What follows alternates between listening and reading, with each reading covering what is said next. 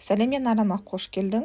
Тура осылай үстімізде киімді немесе кез келген заттың түсін өзгерту өте оңай бұл эффектіні жасау.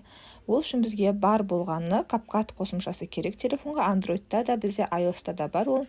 Кеттік, CapCut приложениесін ашамыз, новый проектіні басамыз, алдын ала түсірілген кадрымызды, видеомызды саламыз, жүктейміз, және видеоның үстінен басып, төменге қарай жылжытсаңыз, копировать деген бар, копировайтты басып, яғни осы видеомызды көшіріп аламыз екеу қылып, және екінші видеоның үстіне бассаңыз, төменде наложение бар, наложение арқылы мына тұрған кадрды екінші слойға ауыстырамыз.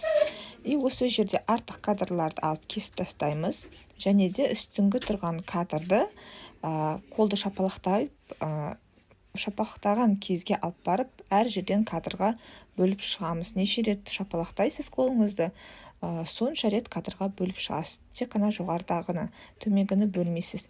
Ал енді төменде кадрды не істейміз? Төменде кадрдың үстін бассаңыз, төменде Chroma Key деген бар. Chroma Keyді басамыз, және де осы жерде пипетканы алып, үстіміздегі қызыл түсті киімге апардық. Осы түсті біз ауыстырамыз. Интенсивпен түзету жасаймыз. Енді міне қарап тұрсыздар.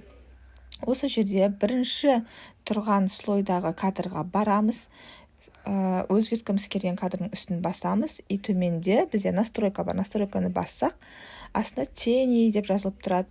Сол тени мысалға бүйтіп қарасаңыз төмендетеді, яркостьін жоғарылатады. Осының жанында кривой деген бар.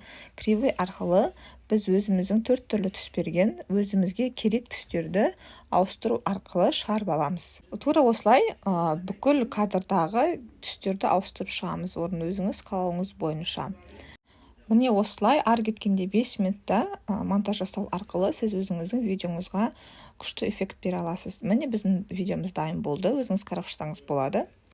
Дайын видеоны жүктеп алу үшін осы видеоның төбесінде стрелка тұрады. Сол стрелканы басамыз.